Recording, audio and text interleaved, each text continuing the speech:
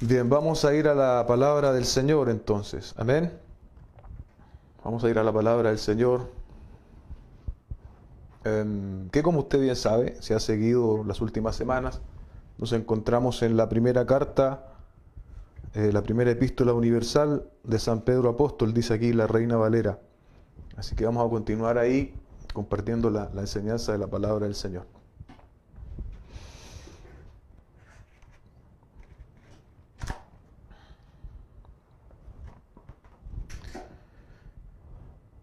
Vamos a estar hoy en el capítulo 1, desde los versos 3 al 5. Amén. Para que usted lo busque mientras tanto, y yo voy a leer. Dice así la palabra del Señor: bendito el Dios y Padre de nuestro Señor Jesucristo, que según su grande misericordia nos hizo renacer para una esperanza viva por la resurrección de Jesucristo de los muertos, para una herencia incorruptible, incontaminable, inmarcesible, reservada en los cielos para nosotros, que sois guardados por el poder de Dios mediante la fe, para alcanzar la salvación que está preparada para ser manifestada en el tiempo postrero. La fortuna de los Hardboard. Quiero leer una pequeña historia.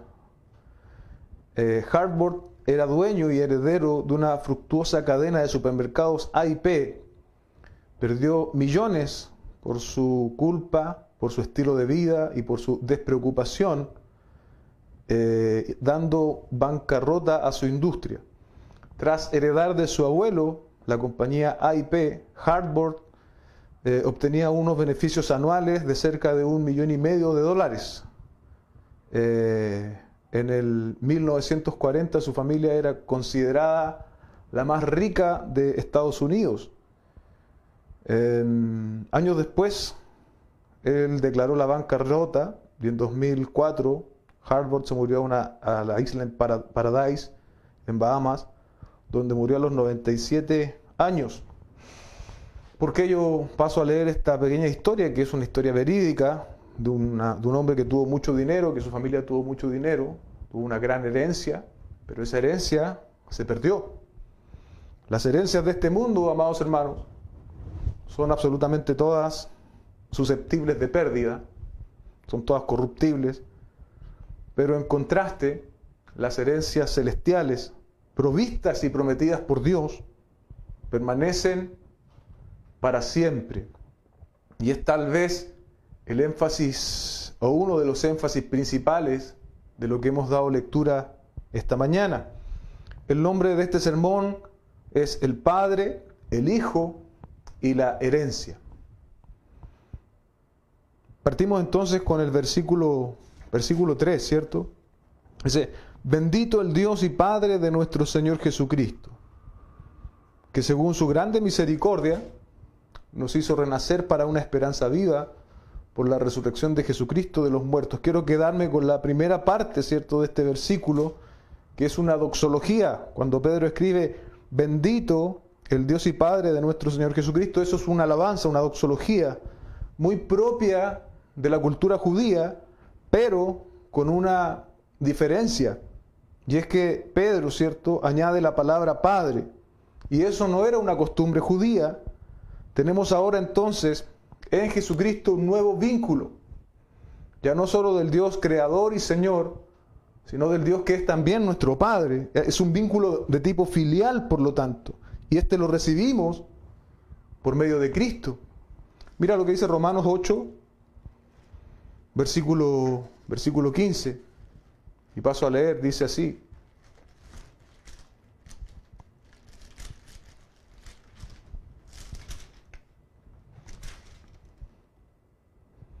pues no habéis recibido espíritu de esclavitud para estar otra vez en temor, sino que habéis recibido el espíritu de adopción, por el cual clamamos, Abba, Padre. Por ese Espíritu Santo que nos fue dado, ¿cierto? Espíritu de adopción, dice ahí el libro en Romanos, el texto en Romanos. Podemos acercarnos confiadamente en una expresión de mucha intimidad, ¿cierto? Hay muchos que han interpretado ese concepto de Abba Padre como una cercanía extrema.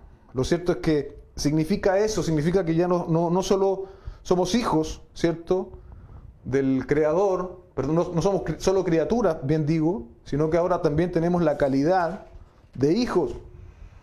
Y siendo hijos tenemos también, por lo tanto, muchos beneficios.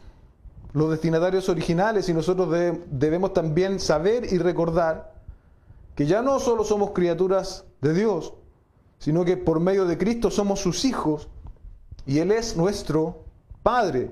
Mira lo que dice Primera de Juan 3.1. Primera de Juan 3.1.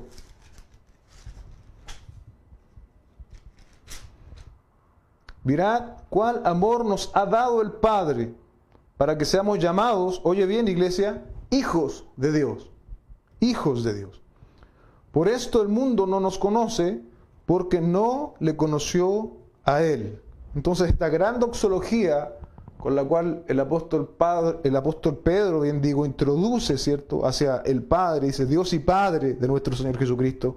Ahí estamos todos nosotros también incluidos, los destinatarios originales, y también nosotros, por cierto, sabemos hoy a ciencia cierta, y la Biblia es clara en decirnos, que si hemos venido al Señor en arrepentimiento y en fe, ya no solo hay una relación creador-criatura, sino que hoy día, amados hermanos, tenemos una relación padre e hijos. Luego, en el segundo punto, podríamos decir de este ítem del Padre, ¿cierto? O subpunto, mejor dicho. Dice el texto que según su misericordia, nos hizo renacer para una esperanza viva. El texto nos habla ahora de la misericordia de Dios. Y hay algo que debemos repasar y tener claro, y tal vez muchos lo tienen que escuchar hoy por primera vez. Dios se relaciona con nosotros por su gracia y por su misericordia. Tú y yo podemos estar de pie esta mañana solo por la gracia y misericordia del Señor.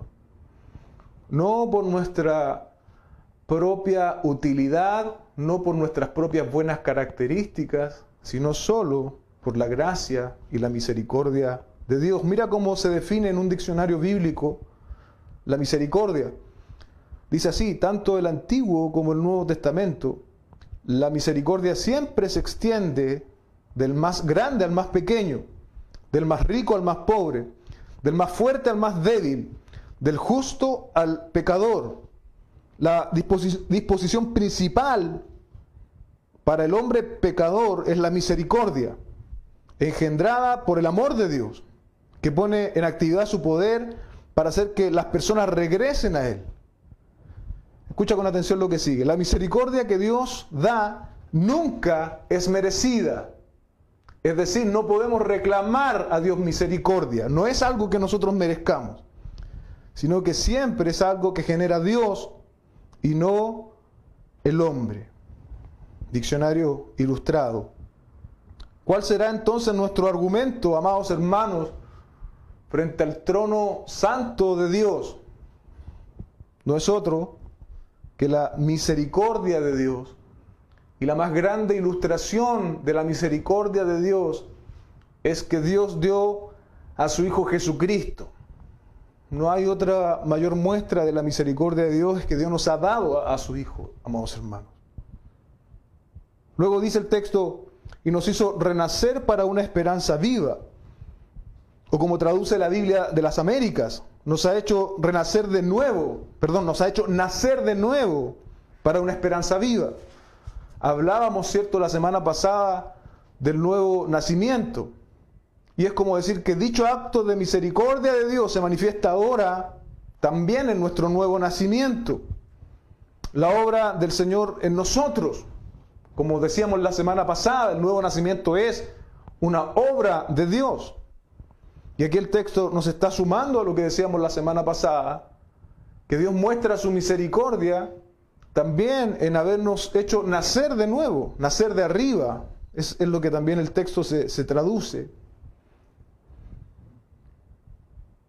R.C. Sproul dice los destinatarios de la carta han nacido de nuevo, mediante la resurrección de Cristo, es decir, han recibido una vida nueva, debido a la unión e identificación con Cristo resucitado.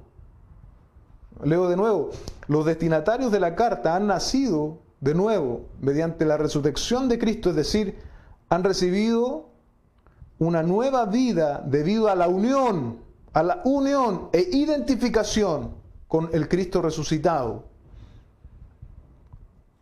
Respecto de el nuevo nacimiento, mira lo que la Biblia nos enseña también en Juan 1:13. La carta de Juan 1:13. El Evangelio. Evangelio de Juan, capítulo 1, verso 13.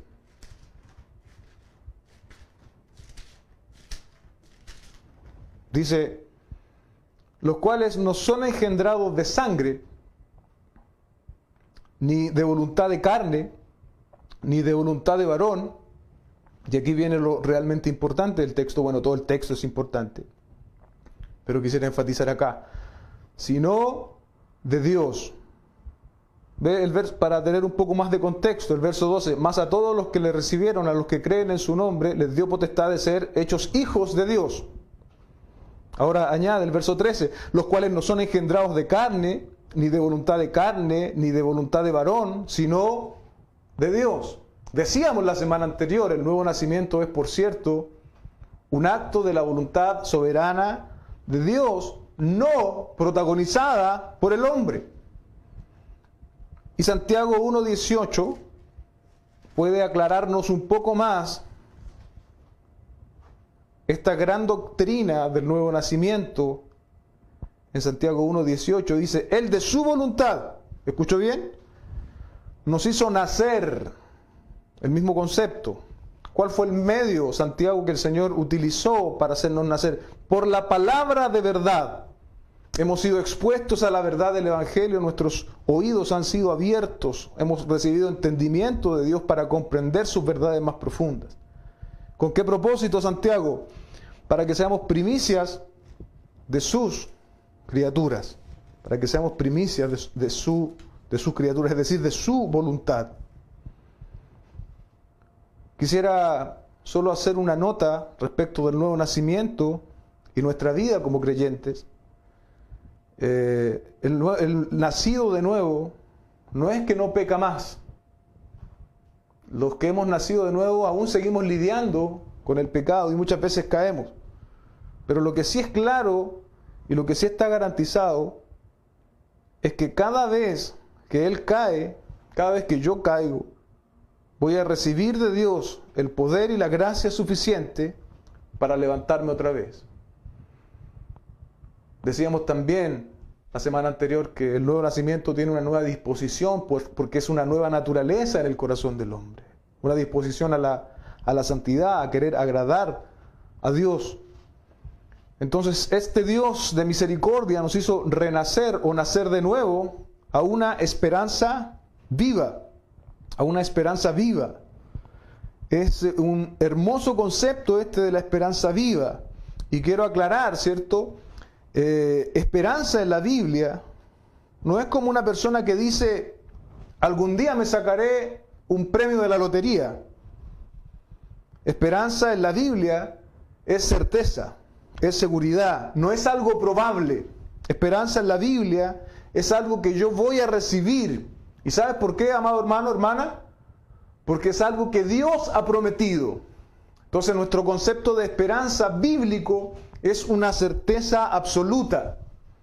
Y Pedro nos está diciendo esta mañana que Dios nos ha hecho renacer a una esperanza viva, a una certeza viva. Y añade, ¿cierto?, la palabra viva. ¿Y por qué es viva? Porque permanece y porque es inmortal. El concepto de esperanza viva lo va a desarrollar posteriormente el apóstol Pedro en el versículo 4. Lo vamos a estar viendo también. ¿Y por qué podemos estar confiados, hermanos? Porque el mismo Señor dijo, el cielo y la tierra pasarán, pero mis palabras no pasarán. En este mundo lleno de incertidumbres, en este mundo lleno de de cosas inconclusas, de temores, la palabra del Señor es nuestro amparo, nuestra fortaleza, o como bien dice Pedro, es nuestra esperanza viva. Estamos seguros, y es viva porque no va a perecer, no va a pasar jamás. No importa lo que suceda a tu alrededor, no importa lo que suceda en este mundo, las palabras del Señor, sus promesas son ciertas. Y Él nos ha hecho renacer o nacer de nuevo para hacernos parte de una esperanza viva que ha de manifestarse, como sigue el verso 4 posteriormente. Y esto, cierto, el texto nos está enseñando que está todo vinculado a Dios Padre. Por eso el primer punto de esta predicación que yo la adelanté, cierto, que se llamaba el Padre, el Hijo y la herencia. Encerramos este punto respecto del Padre. Ahora para pasar al segundo punto respecto del Hijo. El verso 3 también, nos tomamos de nuevo el verso 3, la última parte. Por la resurrección de Jesucristo de los muertos. Por la resurrección de Jesucristo de los muertos. La causa instrumental o el medio, ¿cierto?, para esta herencia es ciertamente la resurrección de Jesucristo. La resurrección de Jesucristo, amados hermanos, es un hecho que no puede omitirse en nuestra fe. Pues si omitimos la resurrección de Jesucristo, ya estamos hablando de otro mensaje, pero no estamos hablando del Evangelio. El Nuevo Testamento, ¿cierto?, es claro en ese sentido, en enseñarnos de que la resurrección es un tema impostergable, bien digo, al hablar del Evangelio. No podemos hablar del Evangelio y no hablar de resurrección. Mira lo que dice Romanos 4:25. Romanos 4:25.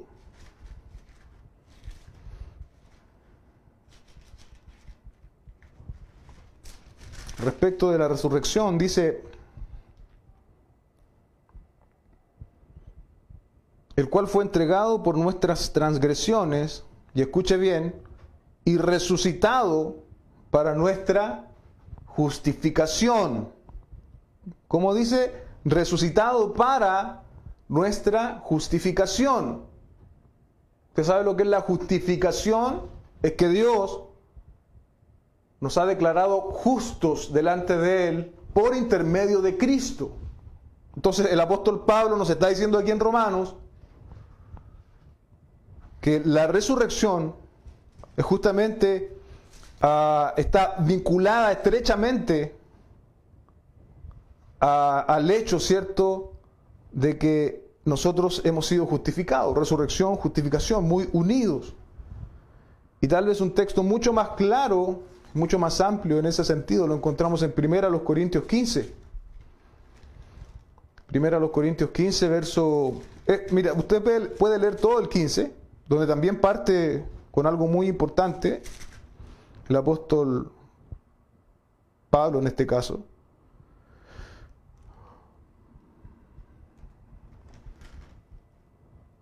En el verso 4, por ejemplo, dice al final: y resucitó al tercer día conforme a las Escrituras, también dando testimonio de la importancia de la resurrección. Pero finalmente todo el capítulo 15 habla de este tema de la resurrección. Yo solo quiero atender a un par de versículos, al 13 y al 14. Escuche bien, dice: porque si no hay resurrección de los muertos, tampoco Cristo resucitó. Y si Cristo no resucitó, vana es entonces nuestra predicación. Vana es también nuestra fe. El apóstol Pablo, ¿cierto?, eleva a tal punto el asunto de la resurrección de Cristo, que dice que si Cristo no resucitó, vana, vacía, sin valor es nuestra predicación. Y si nuestra predicación no tiene valor, no tiene poder, también eso hace que vana sea también nuestra fe. Es un asunto elemental. La resurrección, por lo tanto, como dice John MacArthur, es el amén del Padre a toda la obra del Hijo.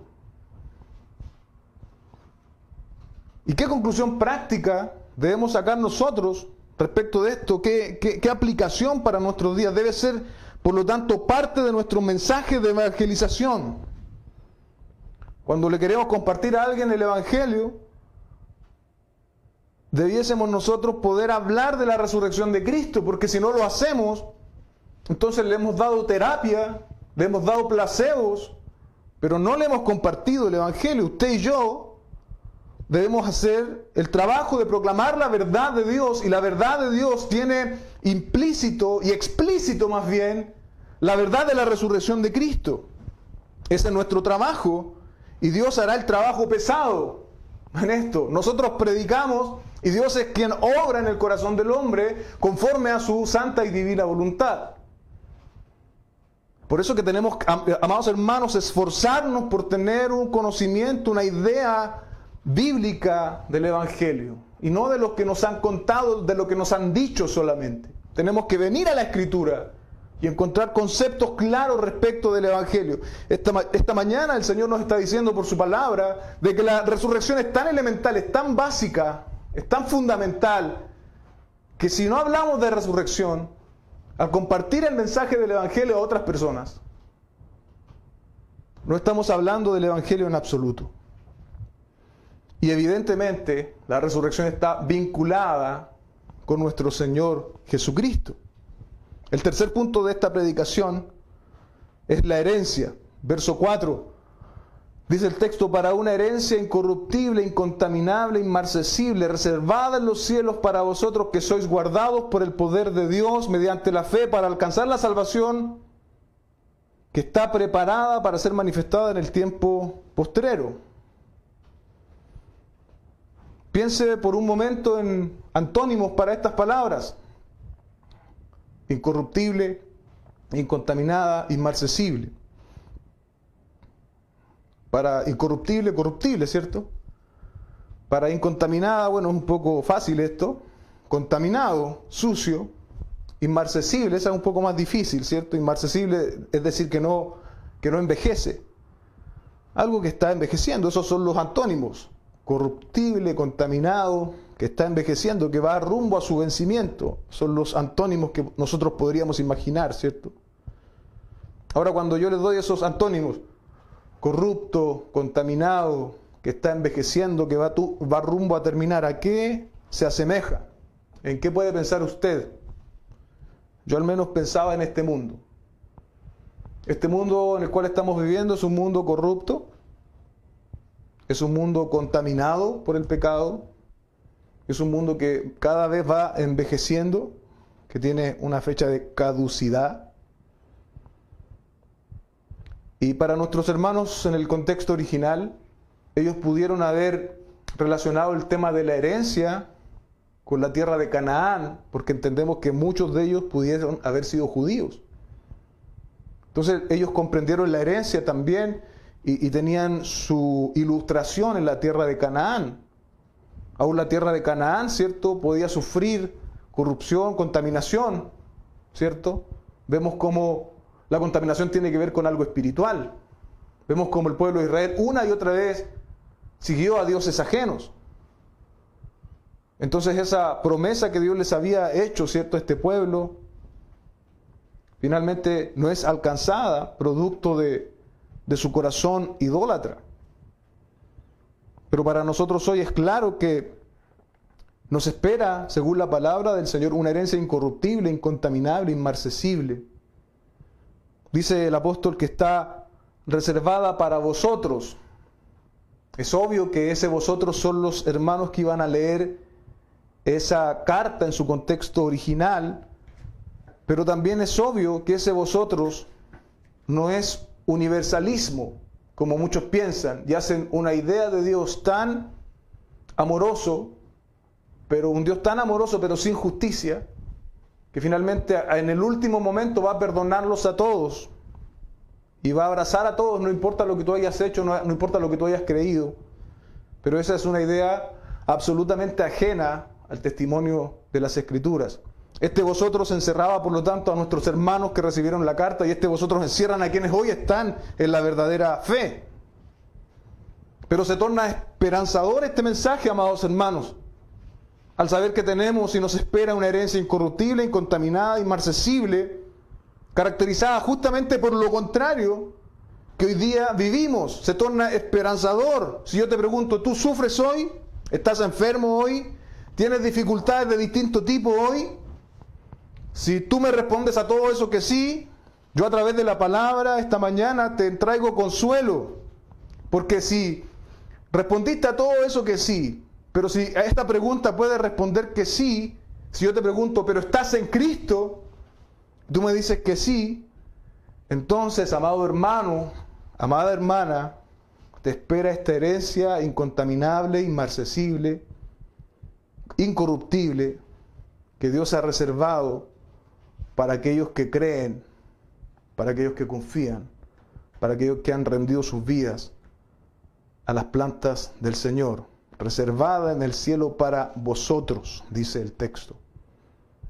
En este mundo hostil y pasajero, en Cristo, solo en Cristo, gozaremos paz eterna y comunión con el Dios Trino.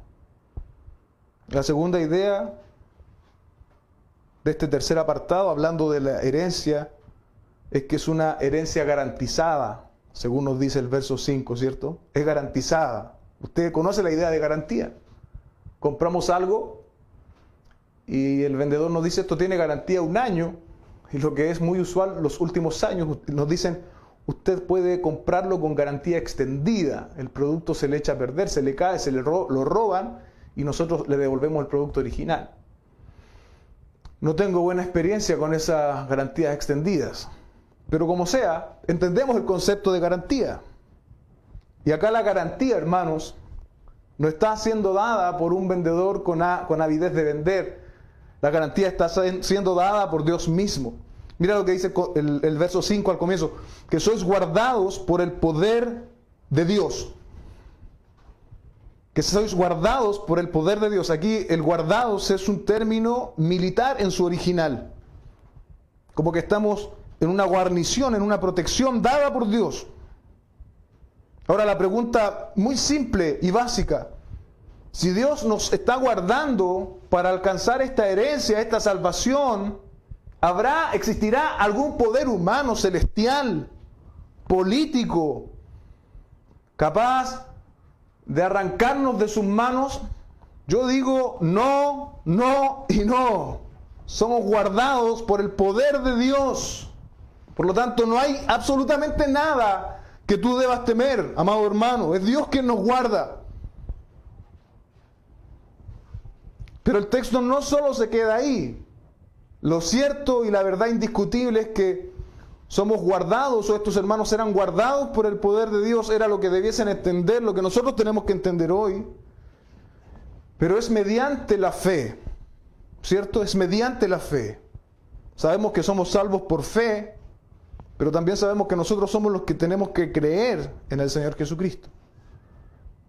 También sabemos a la luz de este texto que estamos seguros de nuestra salvación, pero también es por la fe que Dios nos preserva, y es también por la fe que nosotros perseveramos.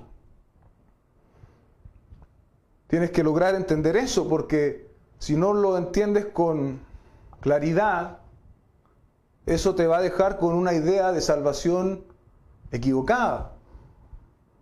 La salvación contempla, la seguridad de la salvación contempla tu perseverancia. No obra aparte de ella, la contempla, la contiene. Se espera que quienes son y han sido verdaderamente salvados por Dios perseveren hasta el final. Es un signo, es un sello de aquellos que son verdaderamente salvados. Perseveran hasta el final. Caen, tropiezan, pero perseveran.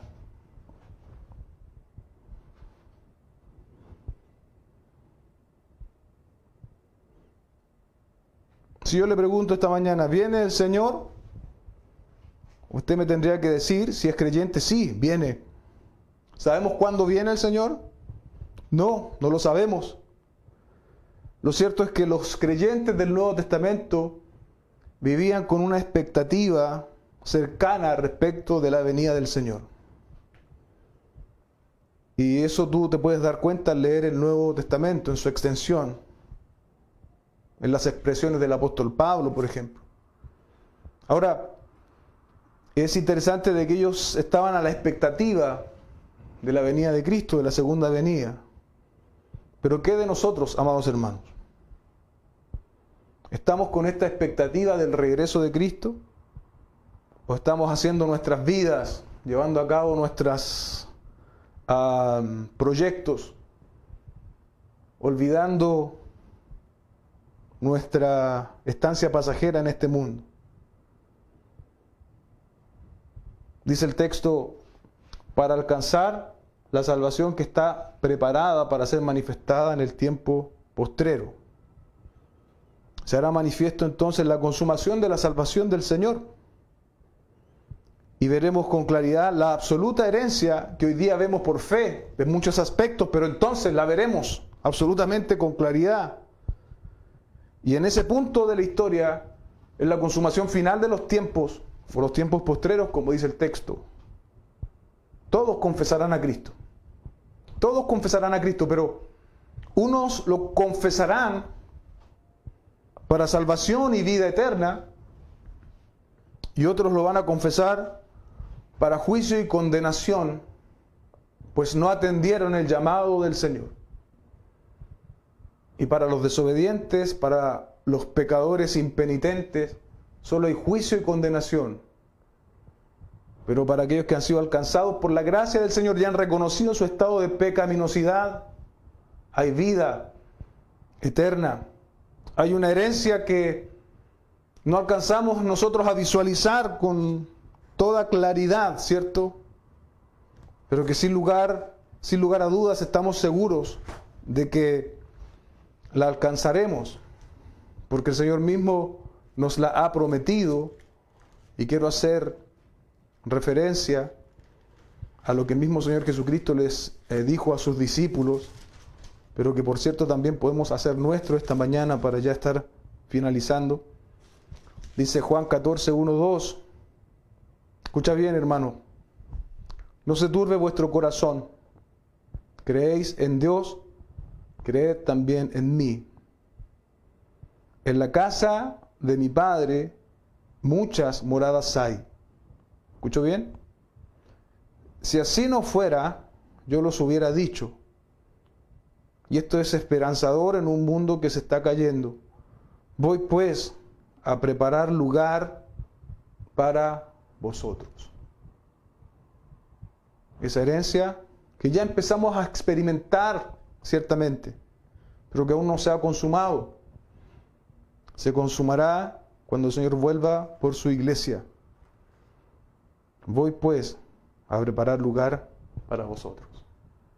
Eso es lo que nos espera, amados hermanos, si hemos puesto nuestra fe en el Señor Jesucristo. A modo de conclusión y resumen, hemos visto estos versículos en 3 apartados, ¿cierto? El Padre, quien a través de su misericordia nos ha hecho renacer o nacer de nuevo. El Hijo y la resurrección y la importancia de ello como un tema que debe ser parte de nuestra vida y de nuestra predicación a los que no creen. Y la herencia que nos espera, que no es una herencia, como yo daba la ilustración al comienzo, no es una herencia que se nos pueda ir por los dedos. Es una herencia segura y cierta porque se basa y radica en las promesas eternas de Dios. Y damos gracias a Dios por ello, porque si fuese por nuestras obras, amados hermanos, ninguno de nosotros podría ser salvo. Pero porque es por la obra de Cristo, es que podemos decir, gracias Señor, gracias Señor. Oremos. Buen Dios y Padre Celestial, te damos gracias esta mañana por este mensaje. A través de tu Espíritu, Señor, supera tú mi torpeza al expresar mis ideas o al hablar, y que pueda ser efectivo en los corazones de quienes están oyendo, Señor. Que pueda ser un llamado en las distintas aplicaciones que tu Espíritu Santo puede hacer en los corazones, ya sea al arrepentimiento, ya sea hacia afianzar nuestra fe, ya sea hacia tener esperanza en medio de una situación difícil. Todo lo que tu Espíritu puede hacer en los corazones y que los hombres no podemos hacer a través de nuestras manipulaciones. Te ruego, Señor, que tú lo hagas. Te ruego, Señor, que tú lo confirmes en nosotros. Gracias. En el nombre de Jesús oramos. Amén y amén.